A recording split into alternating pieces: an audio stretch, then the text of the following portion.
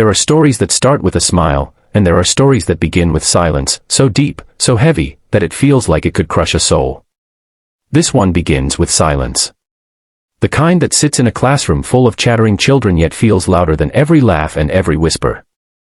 A silence wrapped around a girl who had everything the world thought she could ever want: wealth, status, beauty, and yet she sat in the last row, eyes lowered, her lips sealed as if speaking would cost her life.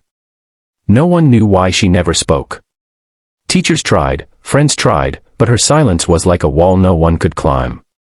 That wall stayed unshaken for years, until one day a struggling teacher, battling his own demons and his own failures, walked into the classroom and dared to do the impossible. What followed changed not only the girl's life but the lives of everyone who witnessed it. Before we dive into this journey of broken hearts finding hope, I have a heartfelt request. If you believe in kindness, in the power of second chances, and in the unseen battles people fight every day, please like this video, share it with someone who needs to hear it, and subscribe to StoryNest. Your support helps us bring more stories that can heal, inspire, and remind us that miracles often start with small acts of humanity. The story begins in the bustling city of Crestwood, where the skyline shimmered with towers of glass and steel. Among them stood the headquarters of Dawson Enterprises, one of the country's largest corporations, built by Richard Dawson, a man celebrated for his empire of wealth yet criticized for his cold, calculating demeanor. But in his mansion, beyond the endless marble halls and crystal chandeliers, there lived his only daughter, Elara Dawson, a 14-year-old whose presence was often as silent as the still lake behind their estate.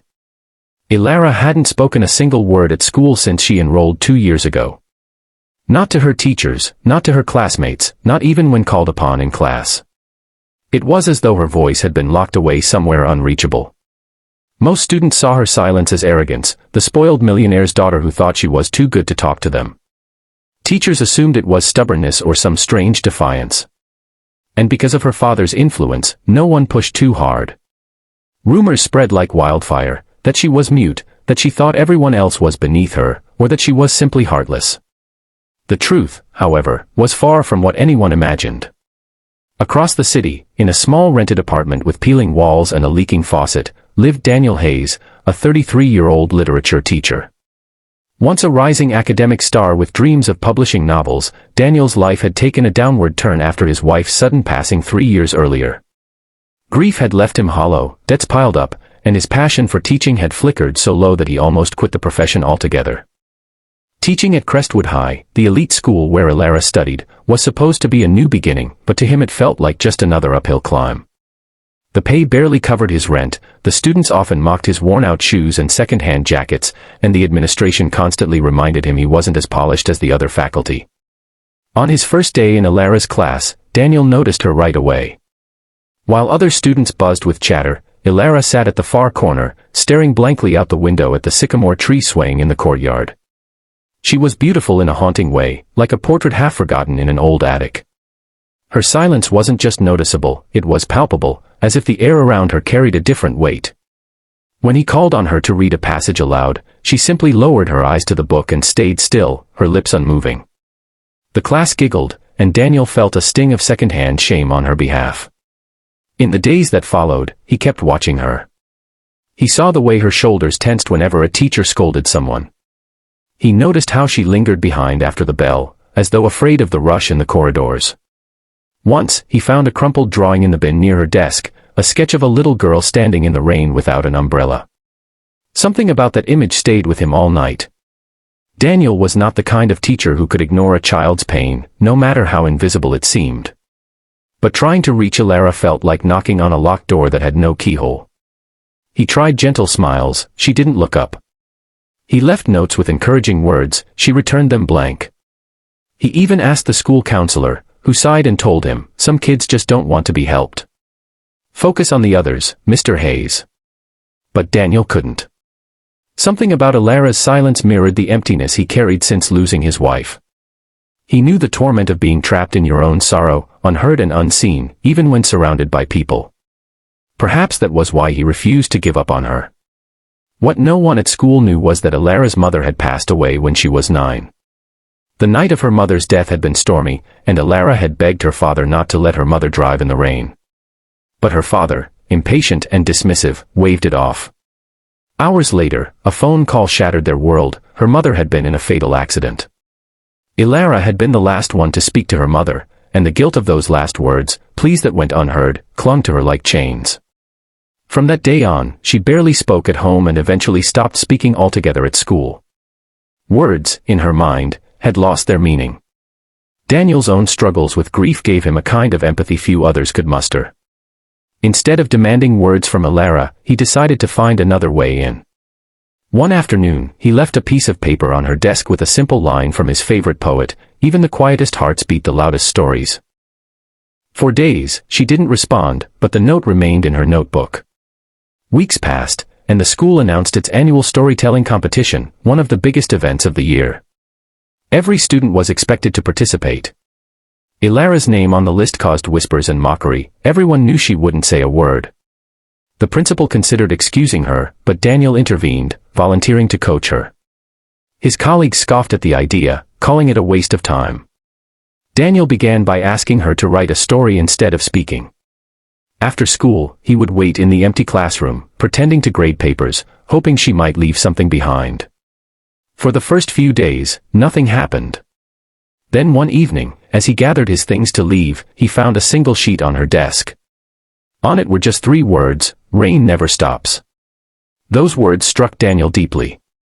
He knew then that Elara's silence wasn't emptiness, it was a storm held back. Slowly, over the next few weeks, Elara began leaving fragments of a story, short sentences, rough sketches, haunting images of a little girl lost in the rain searching for a voice. Daniel encouraged her quietly, never pushing too hard. As the competition drew closer, the fragments became fuller.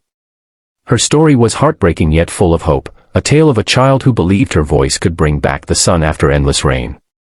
Daniel read it one night at home, tears welling up as he realized Elara was writing about herself.